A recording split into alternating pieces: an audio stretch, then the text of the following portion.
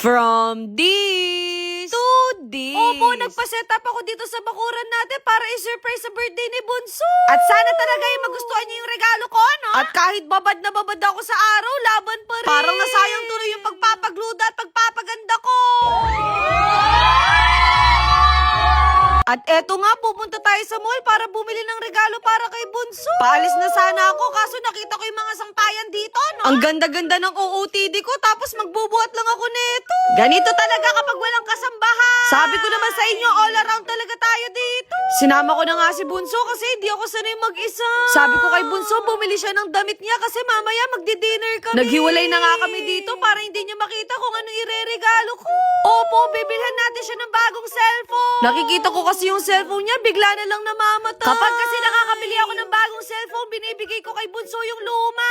Pero ngayon, hindi na gamit, kundi bago na yung cellphone niya. Kaya ayan, ang problema pa ako kung anong kulay yung pipiliin ko, no? Ang makahula ng kulay, may shoutout sa akin. At eto nga, bayaran na. Pumasok na nga sa card ko, kaya wala lang kurungan. Bumili na rin ako ng ube cake kasi favorite niya to. Sa mga hindi nakakaalam, si Bunso kasi yung taga-video ko. Siya yung nagda-drive, as in all around din siya sa akin. Pagdating nga namin sa bahay, nandito na yung magsiset-up sa catering natin. Kung sa house blessing nasa 300 packs tayo, ngayon 20 packs na. Opo, naisip ko intimate dinner lang yung gagawin namin ngayon. Kumbaga yung mga malalapit na tao lang yung niyaya namin. At makikita mo naman yung mga gamit nila pang elegant. Naalala ko nung bata kami kapag nagbe-birthday ako, sinasabay na sa birthday ni Bunso. Kasi nung panahon na yun, walang-wala pa kami talaga. Kaya kapag nakita nyo tong surprise na to, siguradong maiiyak yun. Pero aminin nyo, gamit na gamit talaga yung bakuran namin, no? Bala ko pa naman magpatayo ng swimming pool dito at buti na lang nag-change mind ako. Siguro sa batsa na lang ako magbababa. Naglagay na nga sila ng mahabang table dito. Pinapanalangin ko na sana hindi umulan mamayang gabi. Ilang araw na kasi maulan dito sa amin. Tinulungan ko na nga mag-setup sina kuya para matapos din sila agad. Pero pakiramdam ko mas tumatagal yung trabaho nila dahil sa akin. Alam niyo naman ako, sobrang hilig ko mag-explore sa mga ganito. Ngayon maglalagay na tayo ng charger, please. Kapag pa naman nakakakita ako ng gold na gamit na para sa bahay, parang gusto ko nang kunin. Hoy, hindi ka mangunguha. Naloka ako, meron pa silang pa-plant V. Konti na lang magiging forest na talaga yung bahay namin. What if pumitas ako sa halaman namin? Pero sa totoo lang, simula nung nagkaroon kami ng landscape sa bahay, mas naging maaliwala. Pero in fairness, nakakapagod din pala mag-set up. Tinuruan na nga ako ni kuya kung paano ba ilagay yung plato. Sa amin kasi kahit anong lagay, makakakain naman kami ng masarap. Pasensya na kayo, alam nyo naman marami akong kaartihan sa buhay. Pinaredy ko na rin yung 3 lechon na in-order ko. Kaso maliliit pa daw yung mga baboy, kaya wag muna. Baka magtaka na kami, sumasakit na lang bigla yung mga batok namin, no? Alam nyo naman, para na kaming pang 30. Tinuruan na din ako ni kuya paano ba mag-food. Kasi dito ilalagay yung mga spoon and fork and knife natin. Sobrang saya ko nga dito kasi ang dami kong nagawa. Baka naman pwede nyo na akong kunin. Minimake sure din nila kuya na malinis yung mga baso. Lalo pa naman ako may pagkamaarte ako sa buhay, Pero no? sa puntong to, ramdam na ramdam ko na yung lagkit sa katawan ko. At sakto, dumating na rin yung in-avail ko na mobile bar. Ramdam ko na talagang may malalasing neto. Sabi ko sa kanila, sila nang bahala kung saan nila ilalagay. Kasi kahit saan yan, siguradong pupuntahan ng mga kaibigan ko yan. Medyo good girl na tayo, kaya hindi na tayo nainom. Huy, kailan pa? Ngayon, aayusin naman kung saan magluluto mamaya si Chef. Opo, may pa-live cooking mamaya. Sila din yung kinuha kong catering ng house blessing, kaya hindi na ako magtataka kung ganito kabongga at ka-elegant pa rin. Finally, natapos na rin kami, kaya makakaligo na ako. O, diba, literal na from straight to kulong. At least fresh na tayo uli. Lumabas nga ako papunta sa balcony ko at nakita ko ang ganda ng view.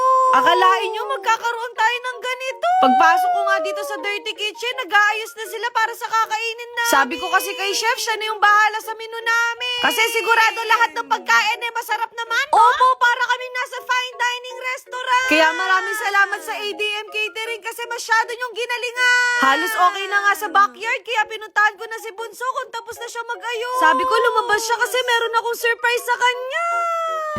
O yan, baba.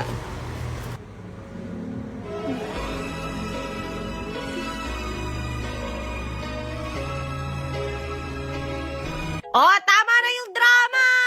At eto nga, pinuntahan na namin yung mobile box. Sa JD Cocktails pala ako nagpa-avail nito. In fairness, napaka-elegant din ng atake. Sino kaya unang mawawasan? Hindi pa nga dyan natatapos yung surprise ko kasi nag-avail din ako ng sushi bar. Favorite kasi ni Bunso to kaya hindi to pwedeng mawala. Pero parang napaghahalataan yata ako.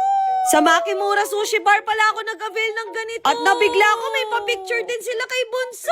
Kaya bago pa dumating yung mga busita natin, uunahan na natin sila. Pasensya na kayo, gutom na rin kasi talaga ako. Grabe, eto talaga yung the best sushi para sa akin. Ngayon, itatry naman natin yung cocktail nila.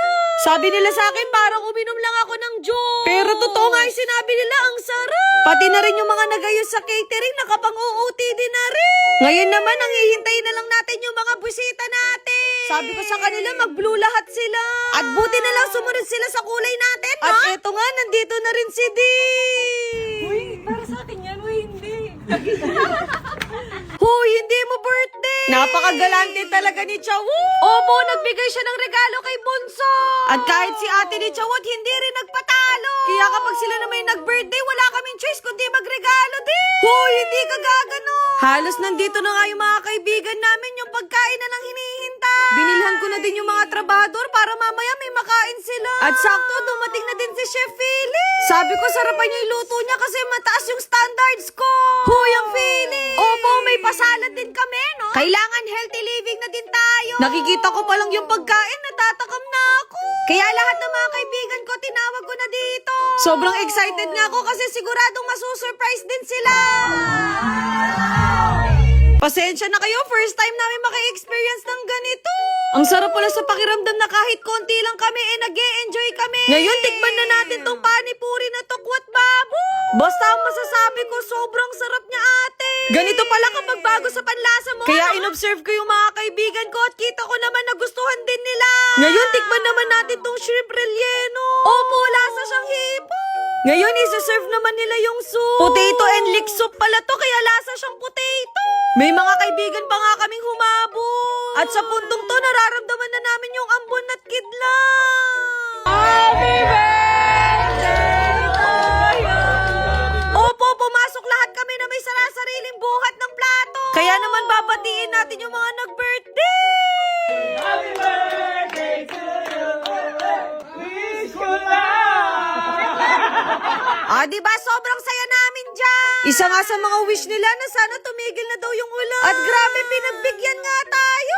Aminin niya, parang walang nangyari, no? Kaya sa wakas, matitikman na natin yung sala. 9/10 ka sa akin. At eto nga, nagpakitang gilas na sa amin si Chef. Opo, gumawa siya ng spinach creamy na pasta. Feeling ko dito palang mabubusog na ako. Kaya sabi ko sa sarili ko, dahan-dahan lang. Ngayon, papunta na tayo sa main dish.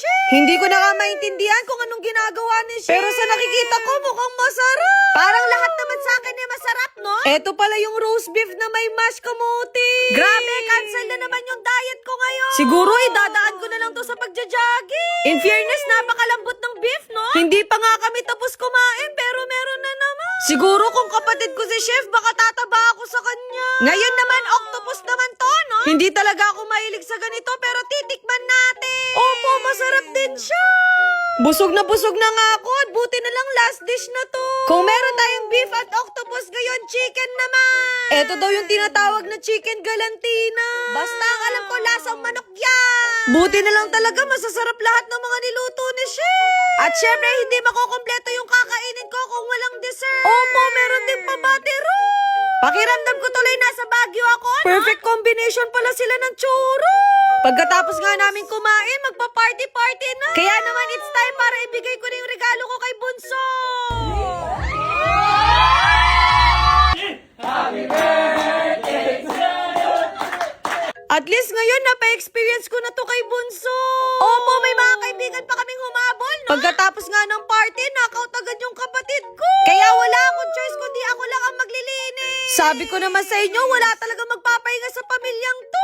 Siguro naman deserve ko mag-day off book. Ayun lang. Bye!